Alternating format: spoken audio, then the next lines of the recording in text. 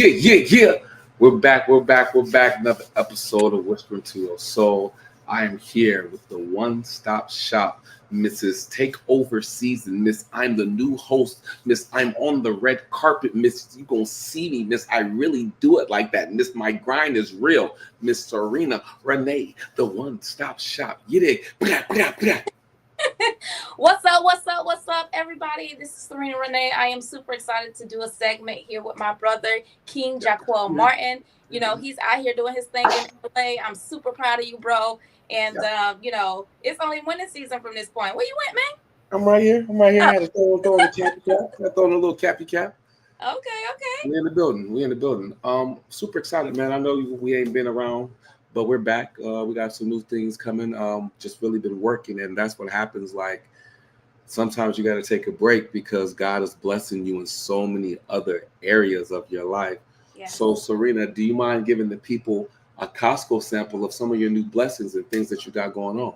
Ooh, he said Costco samples, because y'all know Costco samples be hitting. They can't get the full meal. They got to pay for the full meal. Just give them a little Costco sample of some of the things you got going on. Listen. So I have been doing a lot. I've been filming.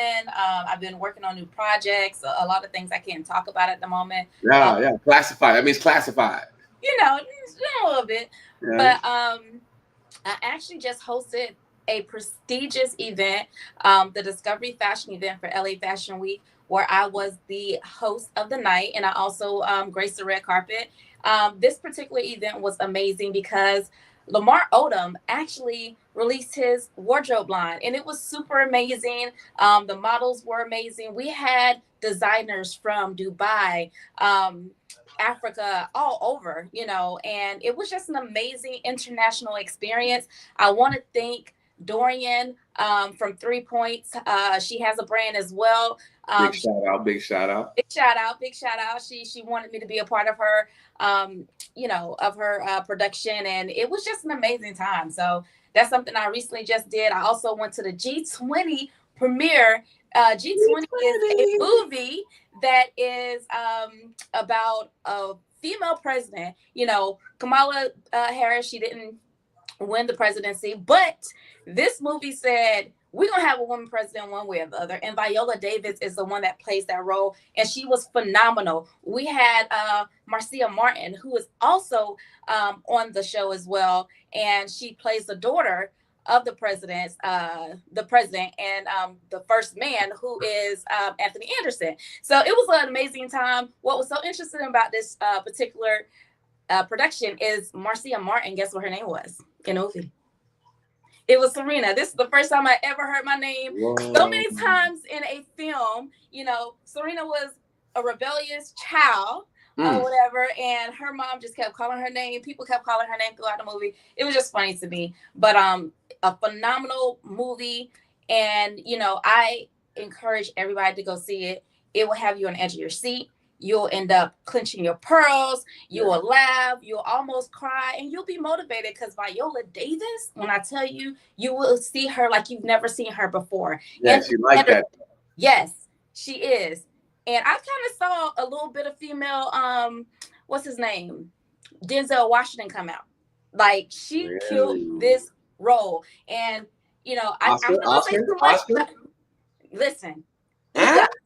EGOTs. Do you hear me? You got to. Do you hear Hallelujah. me? You got to.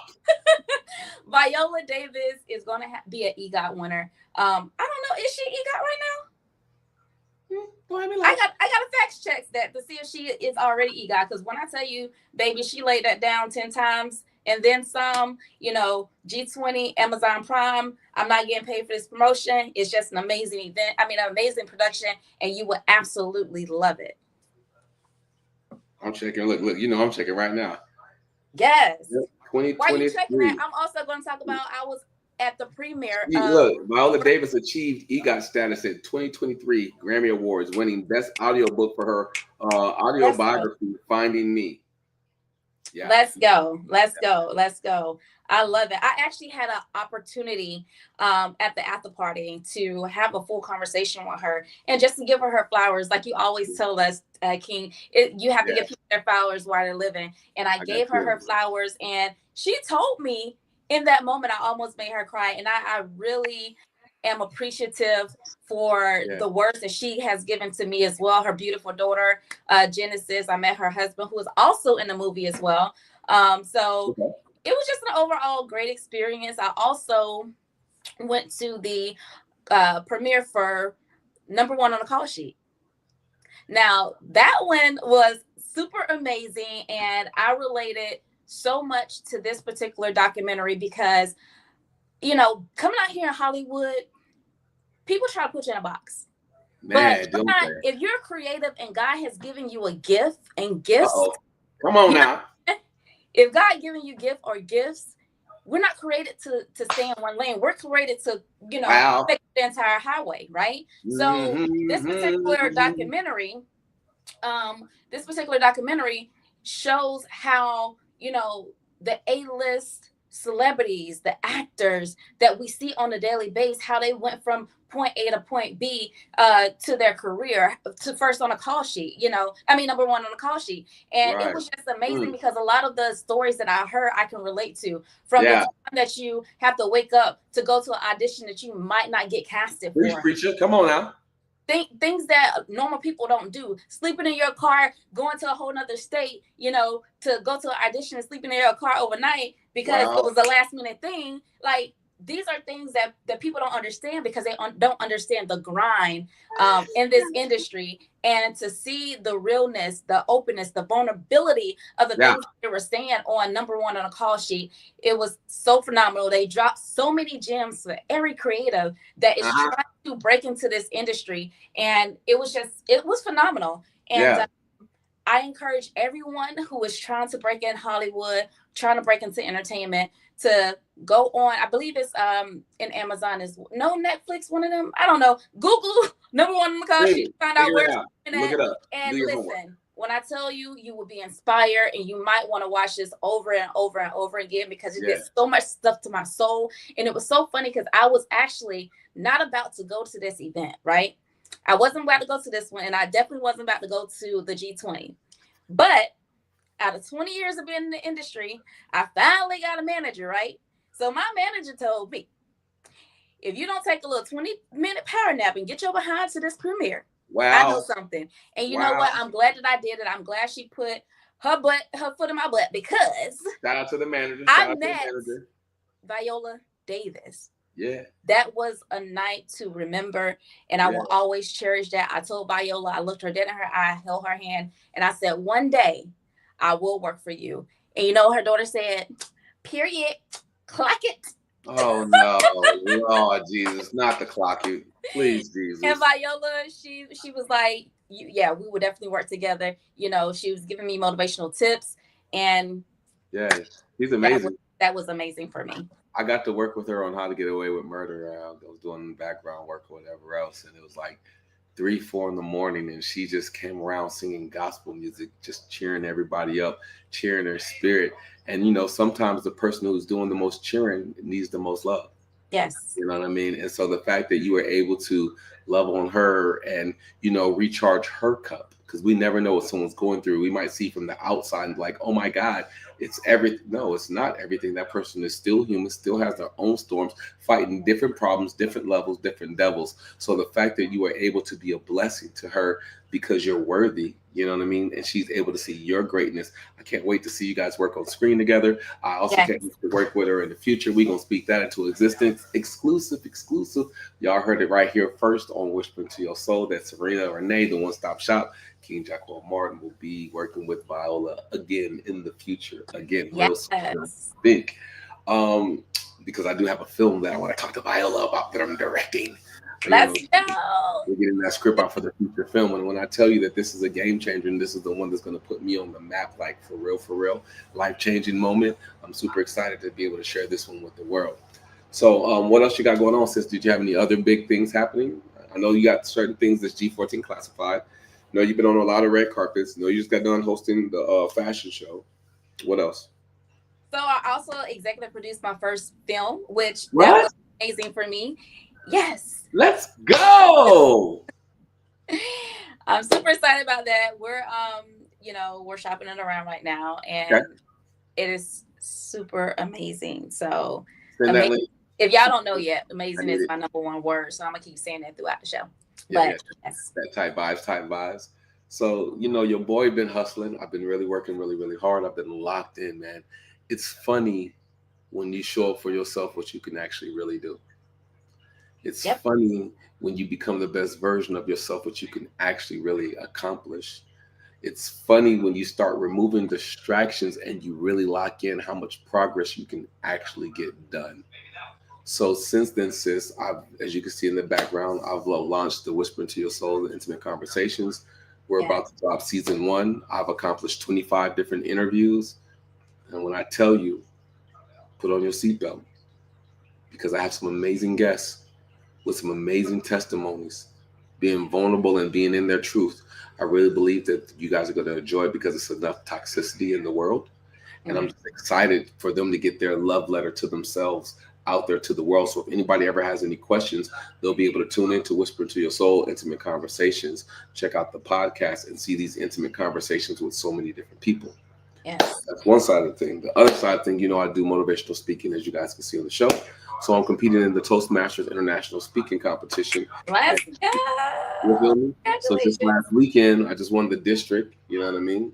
For the division, won first place for the international speech competition for Division A. I'm up for the district for Los Angeles, which will be competing on May 3rd at the Western. So I'm super Okay. excited about winning the district. Once I win the district, God willing and His will, once I win the district, I'm speaking that into existence, not being cocky, but just speaking positive over it. Once I win the district, the video will go to the regionals. They'll select who they like for the best video, and then that person will go to the semifinals. I will be performing my speech, Unbreakable. One moment doesn't decide your life, you do. And then in the world championship, I will write a new speech that's been percolating in my mind. God has given me a couple ideas. I won't spill that tea. You'll just have to wait till the world championship to be able to check it out. Or you'll be able to catch it on the TED Talk when I do my TED Talk, because that's Yes. in the future as well. Let's go. So I we're just love that. locked in, man. Really, I really, love it. I really. love it. I love what you said. When you start focusing on you and you get rid of distractions, then you're able to produce Yeah, and go to the next level. And it's so funny because, if you think about it, every creative had a point to where, oh, I want to help this person out. I want to help this person. I want to bring them up. But you're forgetting about the purpose and the reason why you're here for yeah, yourself. And when you disconnect from that, not saying that you're not gonna help nobody, but let me put my mask on first. yeah, You know how you end up in a plane and they said if the plane go down or if we have danger, they tell you put your mask on first, yep. not your neighbor, Save but yourself. you. Yeah, Yeah. save yourself. So you're in. I was gonna say you, but we both. We're in a season where we're saving ourselves, Yeah, and man. at this point, you can see the fruit of our labor. Yeah, You can see our grind and our hustle coming into fruition because it was plenty of times where we grind, helped other people and didn't see any fruit. But the fact that we're seeing fruit in this season is amazing. And I'm so happy for you. I'm so excited for what God is doing in your life, King. You have been a motivation to a lot of people, especially males in the industry, veterans that's been in the military that's trying to break into the industry. for sure. It's not easy. And Yeah, for you to have to uh, to get your mind away from what you dealt with in the military, yeah, to come into civilian life and then dominate the Hollywood industry. yeah. What? And it's interesting because I love what Denzel said, when it rains, you have to understand that there'll be mud, but you have to endure the mud to be able to see the rainbows. Yeah. Like, uh, when you're locked in, know that you're gonna. Let me give y'all a tip. When you lock in and you get focused, know the devil's gonna be busy. Know that you will come under attack. Know that distractions will try to come your way.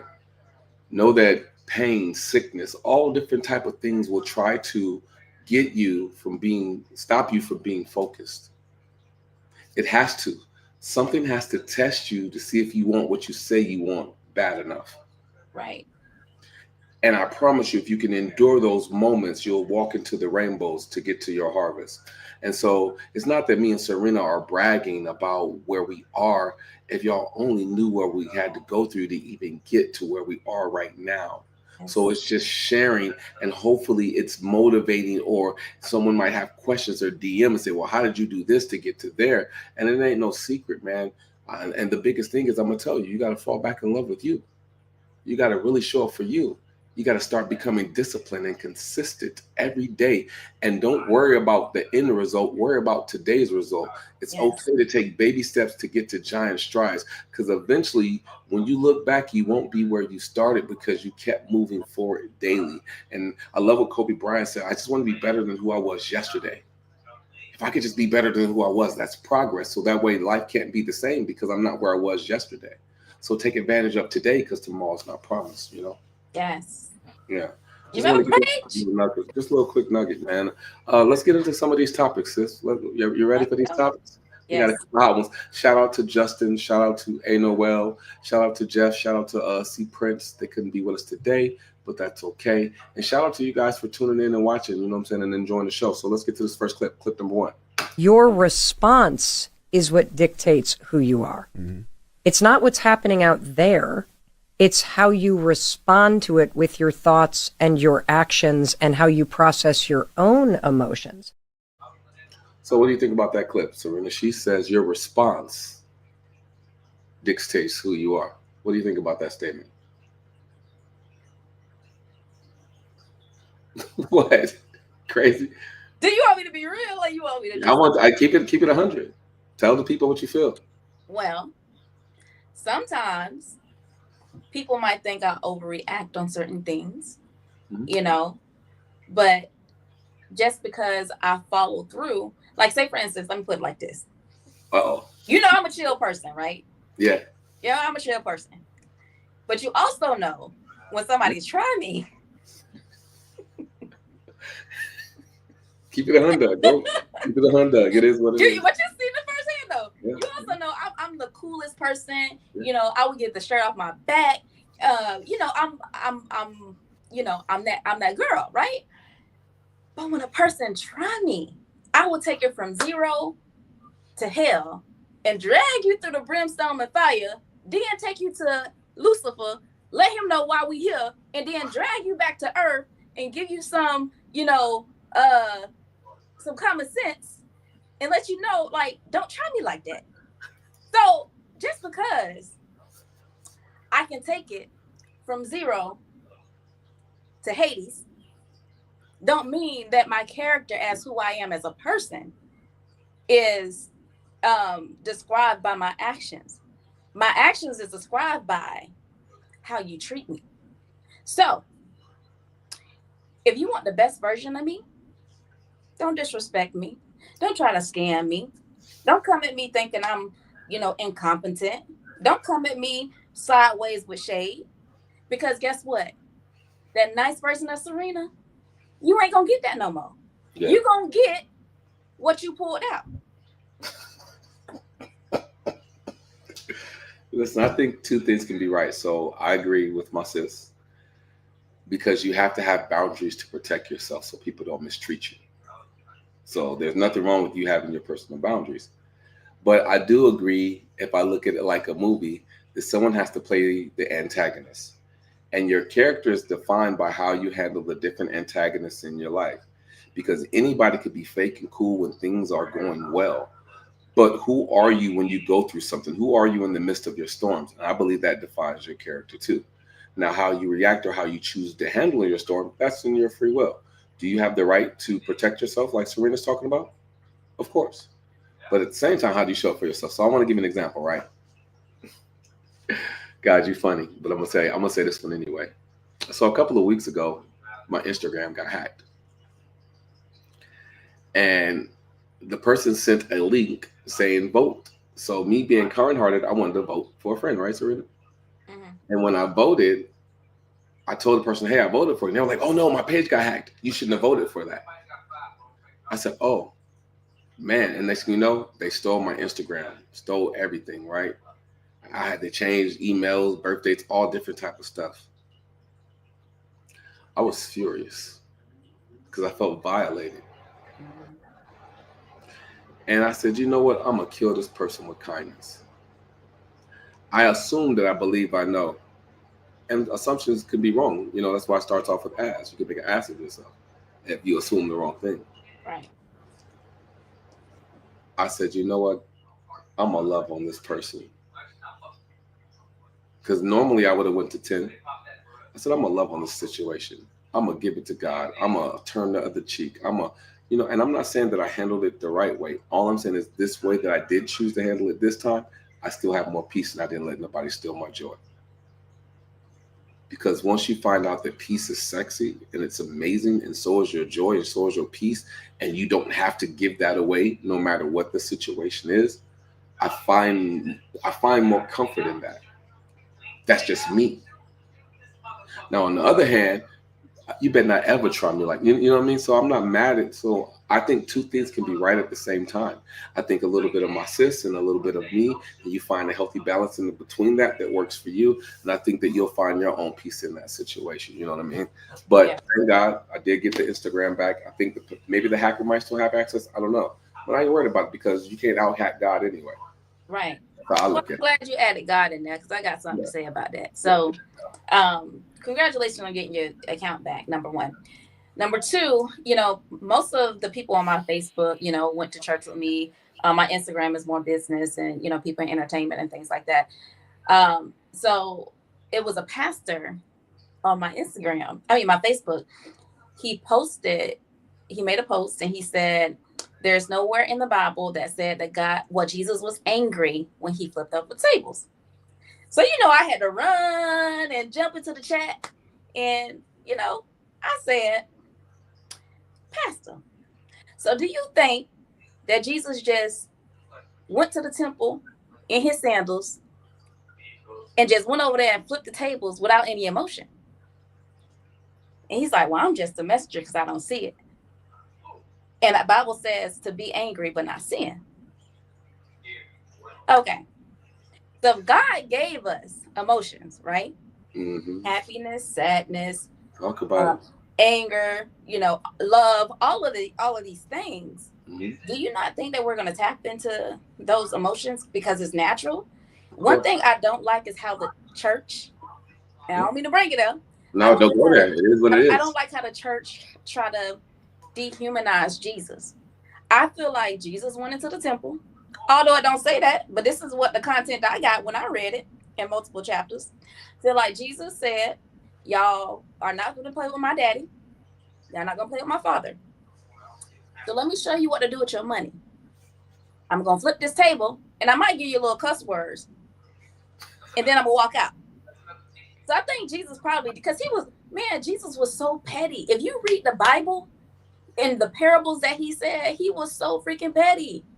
When I tell you Jesus was the type of person that invented the shade. There was shade probably BC, before Christ. Where am I lying at? Read the whole Bible and you will see that Jesus was the master of shade. So anyways, so you can't sit here and tell me that Jesus just walked up in there and was like, oh, I'm going to flip these tables and then I'm going to go right on about my business and start healing people. No, I think Jesus walked up in there with a purpose, letting them people know this is my Father's house.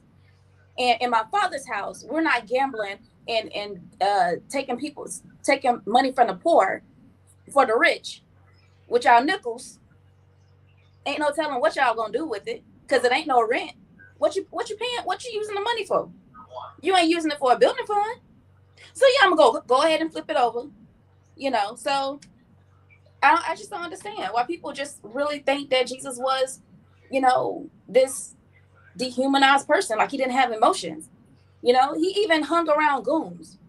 And we talked about this before.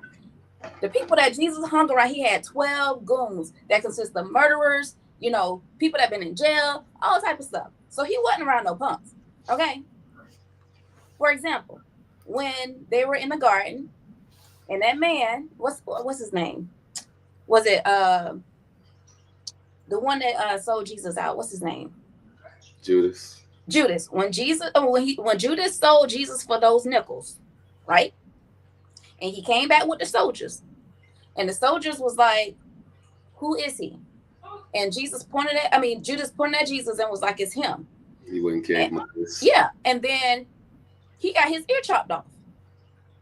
Do you think at that moment that person wasn't angry because he felt like Judas turned on Jesus?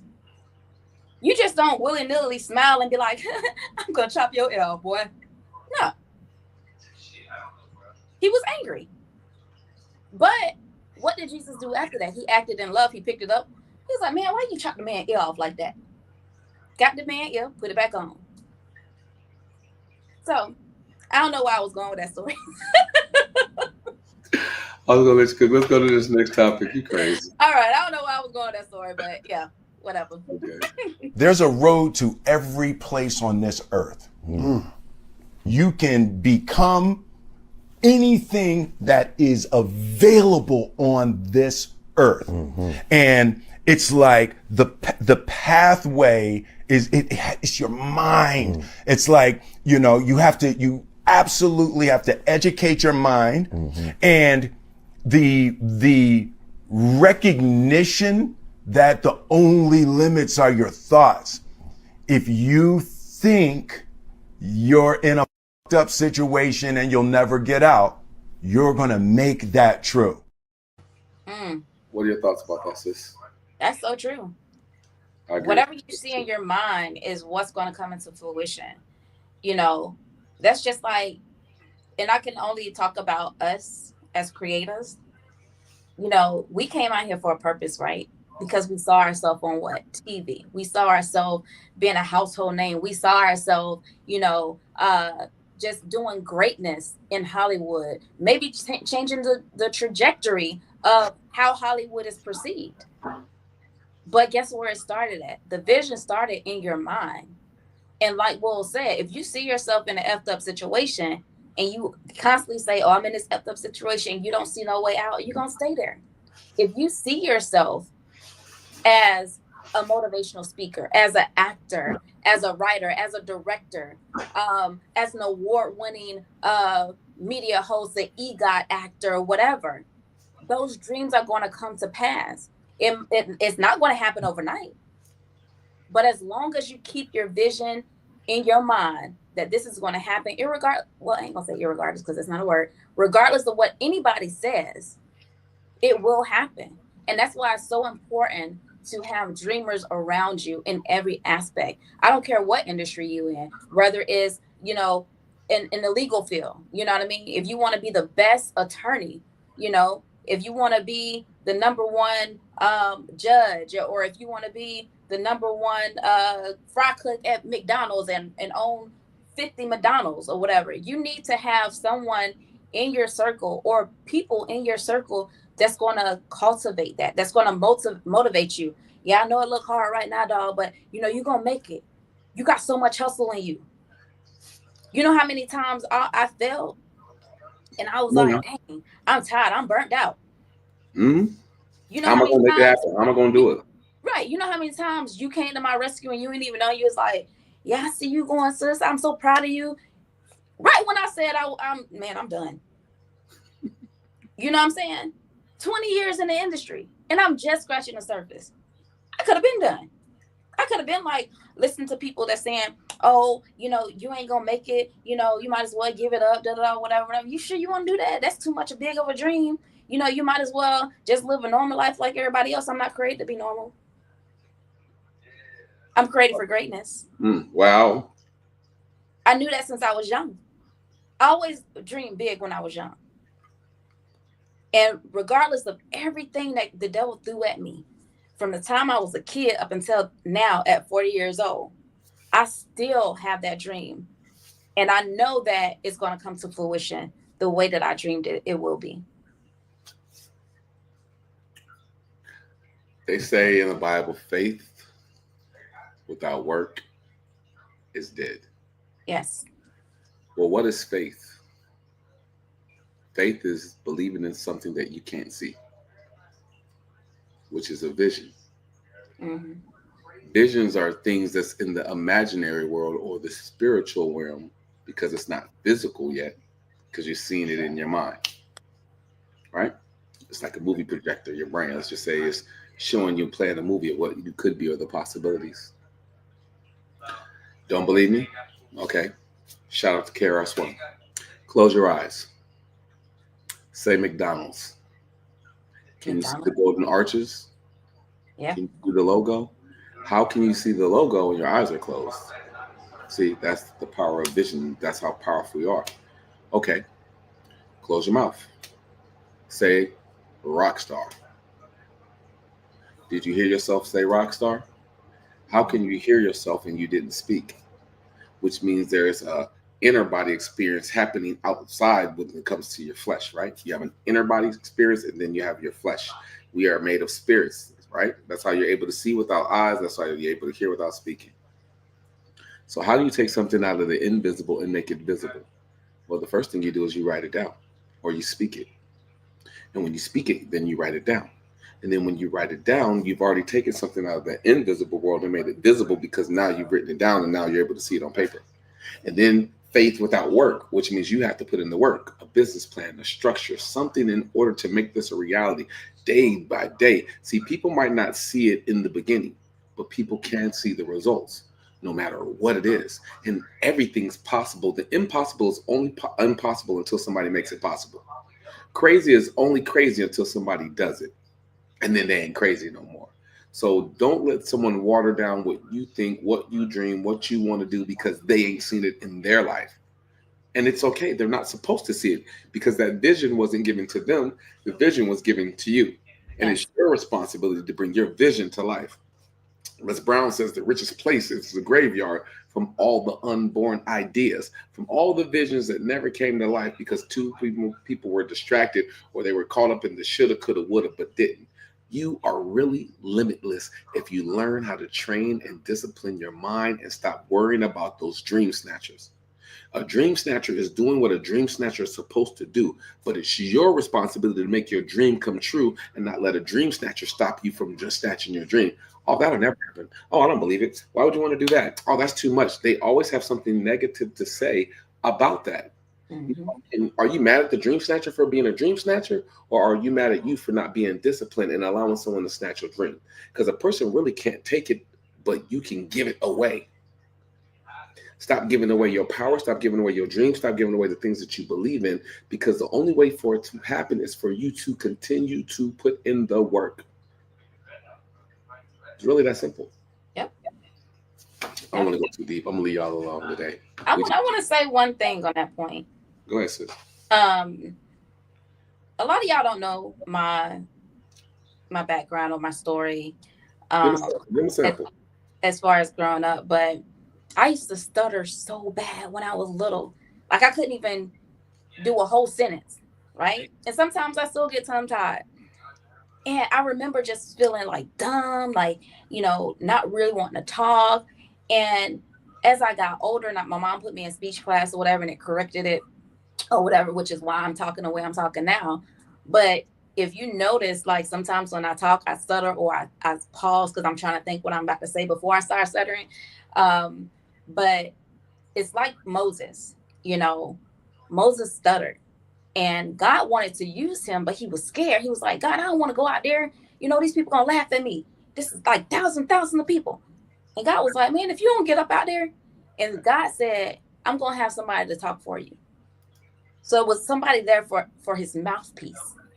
And if Moses operated in fear, he would not have done what he done in the Bible, And the same thing with me. If I operated in fear, I would not be where I'm at today. Because me and King, we won Podcast of the Year by using our voice. And I feel like sometimes the devil uses certain things to suppress you so you will not walk into your greatness. So you won't walk into the purpose that God had for you. And I just thank God throughout the years, people that was there to cultivate, and help me through this struggle. And sometimes, I ain't even gonna lie, I still get insecure about talking in front of people or being on the stage or being on a red carpet because I don't want to fumble. I don't want to sound dumb. I don't want to, stutter and things like that. Like, I reached out to King one day. I was like, hey, man, do I talk a certain way? And he was like, nah, you don't talk like that. Because it wasn't something that somebody said to me, but it was something that was brought to my attention. And I was like, you know what, okay. And I wasn't mad about it, you know, it actually helped me. But I just wanted to ask to make sure, because I know King gonna keep it 100. Like, okay, now I know you be saying the N-word a lot, so you need to calm down on that one. But other than that, you know, I know King, he'll tell me the truth, you know. But the reason I'm telling this story is, don't allow anybody to put fear into you. Don't even allow your own mind to put fear into you. Yeah. Because as man, when I tell you, you cooking. When I tell you, dog, like I couldn't have a sentence. Like if I would have sat here and I would have read something, everyone see, that's how I talk, dog. My daddy still talk like that till this day. I broke that generational curse. Yeah, I love that. You know what I mean? Yeah, so don't ever let nobody discourage you from what God has put in you. Don't allow yourself, and I'm about to get emotional, don't allow yourself to get in your head, because let me tell you something. You never know how many people that you're encouraging, how many people that you are breaking chains off just by your story or just by you being you. You know what I mean? And the devil attacks that. He attacks your character. He attacks your purpose. He attacks who God really called you to be. So don't allow that to happen. That's all I got to say. I love that. So, like, before we got on the call out today, I told Serena, you know, a little bit of vulnerability today. I was at the emergency room. And I said, sis, my old football injury is coming back up. I tore my ACL when I was like around 22, 23. And I said, man, this arthritis right now is killing me. And I had to start checking my language and checking how I was speaking about the injury. But truth be told, I was like, man, I don't know how I'm going to be able to walk on this stage May 3rd, because I'm still in the competition for the district in LA. LA ain't no joke, you know? Yeah. And I really, really want to win this tournament. And it's crazy because when I was healthy and I felt like I was going to win, I didn't win. Not because I wasn't good enough to win, but because it just wasn't my turn. And I had to be okay with that, right? And so now where I'm like, yo, it's my turn, I'm ready, it seemed like this injury, I can barely walk, and all these other things start trying to come to attack you. So if I'm worried about what's attacking me, then my eyes are no longer on the prize of winning. And it's kind of like Peter when he walked on water. He was able to walk on water when he stayed focused and he kept his eye on the prize. What I'm trying to share with you guys is don't take your eye off the prize. Don't let things distract you. I'm not saying don't be naive, but even though my knee is hurting right now, which is a fact, I could be factual about that. This knee doesn't get to determine what I'm going to do, how I'm going to do it, how I'm going to make it, where I'm going to go. And shout out to Miss Pauline, because she's one of Les Brown's platinum speakers. And she says, I have no arms and no legs, and I have more I cans than I cannot. What is your excuse? I am not going to let no arthritis in my knee become an excuse. I am not going to let anything distract me from where I say I want to be, because I only have a short time while I'm here. And while I'm here, things have to challenge my time to see if I'm going to accomplish what I said. Will I fulfill my purpose or will I waste it? And a shout out to Amir Suleiman. He says, do you not know that death has been chasing you since the day you were born? The question is, will death find you in your purpose or your excuses? And my knee pain will not be an excuse to distract me from getting to the purpose. That is a choice. That is free will. What will you do with yours? How will you use it? Will you let your childhood traumas, your adult traumas, hurt, pain, people, love, whatever it is that is distracting you, will you allow that to imprison you, or will you free yourself in your mind to be everything that you could be? Because your biggest enemy is your INNER. And the biggest war that you'll ever have to fight is the one between your ears. Yep. Just wanted to show y'all something, man. You know what I mean? Let's get to this next topic. T-Pain and Chris Brown are two people that, like, I try not to get too close to these music cats, bro. But, like, I realized something, bro. They were children. They both were children. And people, like, even when all that stuff happened with Chris, bro, he was a child. He wasn't even 21 yet, bro. Right. You had these grown-up people literally trying to lynch a child. Yeah. And I'm not even saying whether he did right or wrong, but he was a kid though. You don't do children like that. I remember him going to Good Morning America and they ambushed him. Cause I knew Tina.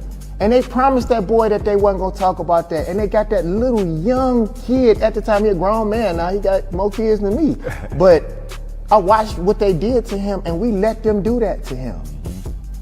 White folks don't treat their leaders and their kids like that. They don't. Even if they gonna bust their ass later on, bro, like they protect them in public. That's why I say, man, most people don't want to free the slaves. They want their chance to hold a whip. Most people don't want to free the slaves. They want a chance to hold the whip. What are your thoughts, sis? He's right. He's absolutely right. You know, a lot of times when you're in media or entertainment, then there's a microscope on you. You can't do nothing. Or, you know, like even when me and you was out in New Orleans, when we went for our podcast thing, everybody and their mama thought we was together. I begged the women, no, go dance with him. I was pulling him to go dance with people. Like, no, that's not my man.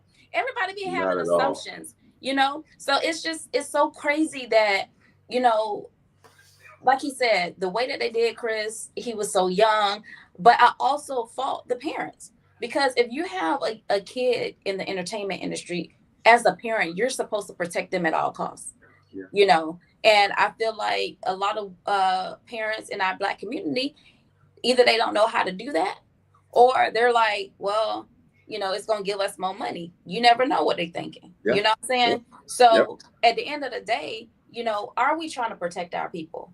You know, it's a fly that flew in here. I know if y'all saw that thing. It keep bothering me. But anyway, so, you know, we always have to down our people. Like even with the Diddy thing. Now, Diddy know he was dead ass wrong, but the people that was around him should have checked him when they saw this stuff. R. Kelly, people around him, they should have checked him. Yeah. You know what I mean?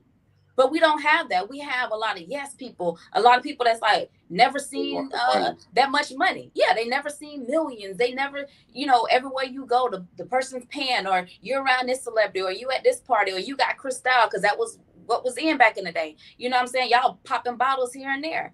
And you're really living off this person because they have money and assets. But what would happen when all that money and assets gone? Yeah. Are you still around with that person? Yeah. You're only around when things are up. Yeah.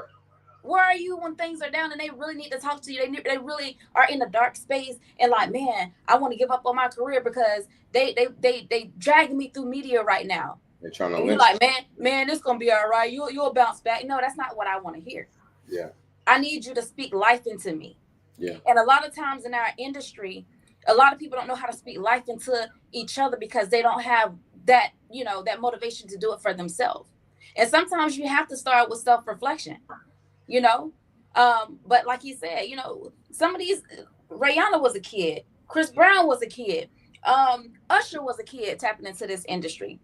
Did we do what we were supposed to do to protect them? All the kids from Quiet on Set. You know, yeah, it's real. Shout out to the bro Breezy. You know, I see Breezy every now and then, and good peoples, just good peoples, man. Nobody's perfect, and at the same time, when you think about it, you didn't even realize that he was a kid because his star power was so huge that you forgot that he was a kid. So shout out to, you know, David Banner for putting that out. And I love the comment. Most people don't want to help free you. They want to be the person holding the whip. That is so powerful. That is so different if you're really paying attention to that. And the question is, who are you and how do you show up? And I just, for me, in my platform and with my opportunity, I definitely just want to be someone who is helping free, or not even freeing, but just asking the right questions so that way you would want to free yourself. You know what I mean? Like Serena says, sometimes you got to learn how to save yourself, put your own seatbelt on, be like when you're on the plane, you know what I mean? Put your own gas mask, or not gas mask, put your own mask on or whatever else. I just want to ask the right questions that make you want to ask yourself something, because sometimes we all, Alexa, be quiet. Sometimes we all learn wrong things. And sometimes you have to unlearn what you've learned or what you've been programmed. And that's a question. If you're not programming yourself, who's programming you? Because it's happening one way or another, whether you believe it or not. Yep. And if you want forgiveness within you, you got to be able to learn how to give forgiveness in others. But you can't forgive others if you don't know how to forgive you. You can't love others if you don't know how to love you. So I think that self-care is a real thing. You know what I mean? And as a culture, we have to do better as a culture, you know what I mean, of holding people accountable. You know what I mean? Right is right, wrong is wrong. And I know that we come from a time period of slavery because we weren't always just slaves. We come from that, but that doesn't get to define us, nor does that get to be our scapegoat for everything that we do. We still have an opportunity to rise above it because so many people have paid prices in order to even put us in a position to be able to rise above it. You know what I mean? So let's make sure that we understand the comforts that we have come from the bloodstains of everyone else who was willing to sacrifice their lives for us to even be comfortable. And if we really realize that to be true, how can you be so comfortable in your comfort that you don't pay homage to the reason why you're even comfortable? Yeah. That's true. Let's move into this next topic real quick, sis. Let's go. You did. In the wake of this tragic incident, our family has been under attack. Whatever you think what happened between Carmelo and the Metcalf boys, my 3 younger children, my husband, and I didn't do anything to deserve to be threatened, harassed, and lied about. The lies and false accusations that have been said about us, especially over the past week, has been overwhelming. The lies and their amplification put my family in danger, as well as everyone in our community, everyone involved in the investigation, from the police, the attorneys, and the court staff. Our address and my husband's previous employer's address has been put on all social media platforms. My husband had to take a leave of absence because he's afraid what may happen to our family.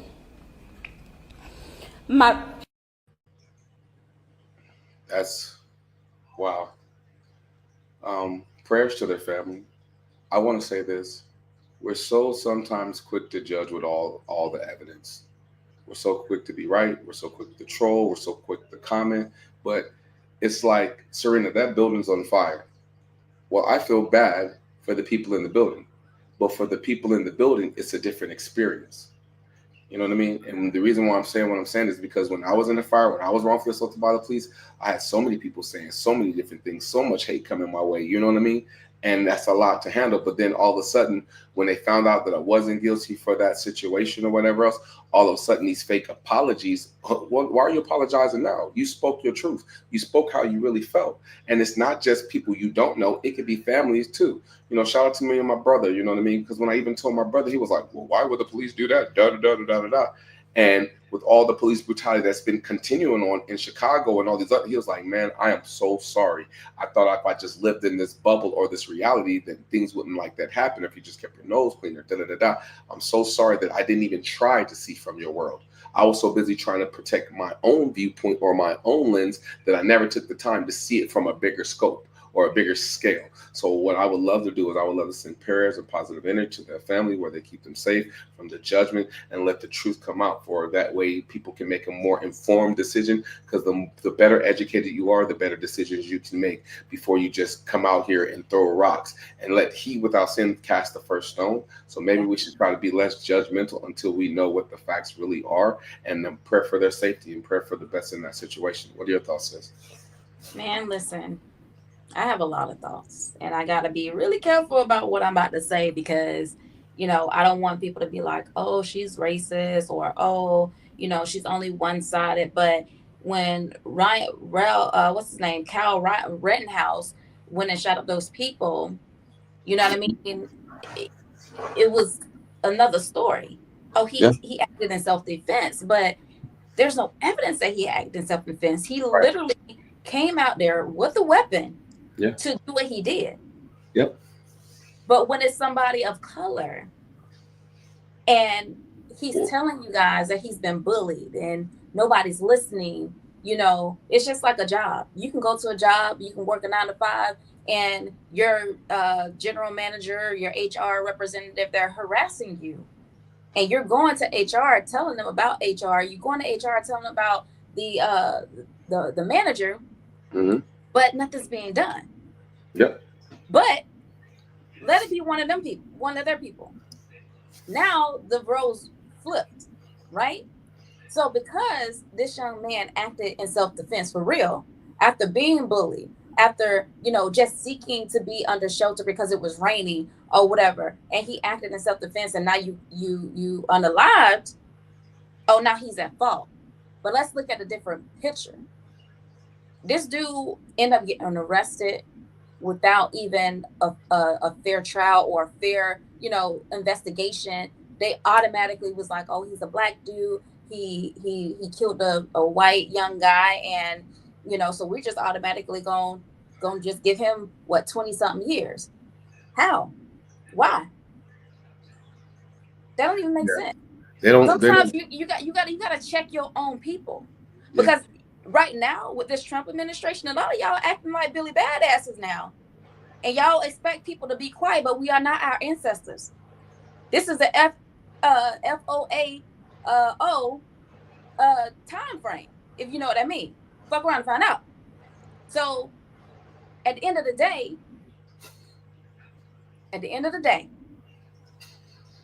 learn how to check your people and put them in place to say, hey, let's treat everybody fairly. But I don't think that's going to happen no time soon, especially with this administration. And nothing that I saw online, that allegedly this family raised $400,000, and they used the $400,000 to buy a house, to get a car. But guess what? When people did the investigation and found out that whatever program that they used to raise that money, they didn't use it for bail, they didn't use it for a house, and they didn't use it for a car. Matter of fact, they didn't touch that money at all. They were already well off. But see, society want to paint a picture that black people can't be wealthy. They had money. Yeah. And you mad. You mad that they had money, and you mad that this young man acted in self-defense. So now you want to put your hood on behind, the camera and do Twitter fingers and threaten the family and find out where they stay at and find out where they work at and say, oh, we're going to threaten you and we're going to do this and that and the third, but you're not checking your people. Over and over again, this young man said that he was being bullied by this same guy. Why do you think he had to feel like he needed to be protected at this school? It's the black highlight, It's different when we do things. But Dylan Roof gets to get taken to a fast food Burger King. They're shooting up the church. You could take over buildings with guns. You can storm the Capitol. But if we stand together, we look like a gang. They got to go home safely. Imagine black people taking over a federal building with weapons. What would happen? You already know. Well, storming the White House. And the proof was the president's granddaughter came out and said, grandpa, if it was the other people, what would happen? Why would it be different? Right. Of course we would know what happened. Of course we know why we'd be different. What did he say? I didn't see the response. They cut the clip. So I find it intriguing. I know we need to still do better. You know what I mean? At the end of the day. And I'm just praying for that family. Bullying is real. It's a real thing. And I would pray that teachers, officers, and there's a program, I think it's out in Texas or whatever else, the anti-bullying program, where they drive around, they pull up to a school, and they have motivational speeches, and they talk to the kid to protect the kids, so that way they don't know that they can go to school safely, because bullying can be really bad. Just like, hazing in colleges can be really, really bad, and people are losing their lives for other people's ignorance. Right. So we just have to continue doing better. This is our last topic, Serena, for today. All right. White people have culture. We're all technically white. Yeah. If you're from England, if you're from Australia, if you're from wherever, South Africa, we all have these crazy places we come from, and these people are around, and we get those ideas from those people. But that doesn't mean us as a whole have no culture. But as a white person, it's not really a culture. You can have culture, like I'm hella Irish, obviously, and that's a culture. But just being white is not it's not a culture. I can't relate to you just because you're white. I think you could say that for any ethnicity, though. If we were all black, could I relate to you guys if just because of the color of our skin? Yes, because they go through very similar experiences, like they'll get discriminated against, and you're not getting discriminated against because of your skin color. They can both relate to that. All black, could I relate to you guys if just because of the color of our skin? Yes, because they go through very similar experiences, like they'll get discriminated against, and you're not getting discriminated against because of your skin color. They can both relate to that. That was so good. I had to play it twice at the end. So, what are your thoughts about this right here, Sarah? They love our rhythm, but they don't like our blues. I'm gonna say that one more time. They love our rhythm, but they don't like our blues. They want to feel like they're the minority so bad. They want to feel the struggle. They want to feel like people are coming against them. They want to feel as if they don't have any rights in America. They want to feel, I don't want to say police brutality, but they I feel like they want to just, experience what we experience. They want to experience the hood. They want to have, I was going to say be on food stamps, but according to statistics, a high percent, I want to say about 90% of Americans that's on food stamps is, guess what? The white race. So, like I said, they want our rhythm, but they don't want our blues. And when I say that, I mean that, we get praised with our dancing. We get praised with our culture as far as like the food, the music, and the hairstyles. They mimic us on all the things, especially our appearance. At one point, guess what? They used to always laugh at me in school because I had big lips. They used to call them soup coolers. Like, okay. Not the soup coolers. Not the soup coolers. Soup coolers, but guess who's paying for soup coolers? Who paying for soup coolers? Get a close up. Who's paying for the I like big bucks and I cannot lie? Who paying for that? Y'all. Who's paying for like the curvy body? Y'all. Like, you take all that away, girl, you like a string bean. It's funny because remember Miss Twerk, the twerk girls out of Texas? Yeah. And they got dogged so bad for twerking, and they got drugged in the comment section. But now you see people giving twerk classes. Yep. That are not of our color, and they've turned it into a business, and now they're twerking. Yeah. And you have the song, I like big butts and I cannot lie.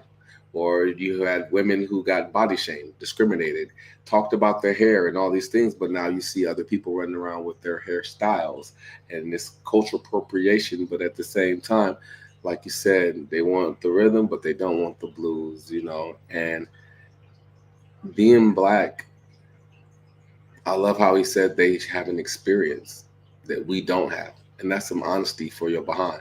Yeah. That's some honesty. And I appreciate the honesty, knowing that there's a difference. And I love Jane, Jane Elliott. Jane Elliott said, raise your hand if you want to be black, treat it like a black person. Nobody raised their hand.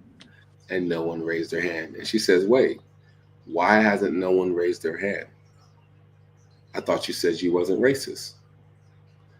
But that there's a difference of how black people are being treated, and that's why no one raised their hand. Period. It's really that simple. Mm-hmm. And at the end of the day, we just as human beings have to do better. Got to have some love, got to get this racism, even because there's only one race, and that's the human race. And people have manipulated and tricked for power, for greed, for separation, for, the have versus the have-nots, the division. Because unity and love is the greatest power ever. And they know that. Yeah. Can you imagine how far we would go as a society if we had unity and love? Not just as a society, but just in your household, just in your friendships, in your workplace, in your journey of life. How much better would life be if we had unity and love? Something that is very easily to do, but something that we choose not to do. Right. So in the show with this, if you died today, would you get an A+ on life's report card? If not, you better live like it's extra credit because tomorrow is not promised. We all choose. We're all 6 degrees of separation from loving each other, but we choose to be addicted to poison. We choose to be addicted. But every day that you wake up is an opportunity to change your future. And the question is, will you? Mm-hmm. It's a closer day to your grave. So what are you waiting for? You should be great with every breath you take. because it could be your last. Serena, do you have any final words, sis? No, the only thing I want to say is just, allow yourself to give yourself grace, especially when it comes to your purpose. It's not going to happen overnight. Faith without works is dead. We touched on that. You have to put in the work. You can have all the faith in the world. Don't allow people to put toxicity into your mind about what God has implanted in you, and surround yourself with people that's going to build you and cultivate you and what God has called you to do. That's all I have to say for today. Straight like that. This is another episode of Whispering to Your Soul. I'm your host, King Jaquel Martin, and I am here with the one, the only, one-stop shop, Miss Serena. It's Takeover Season Renee. You feel me? We holla at y'all. Bye, guys.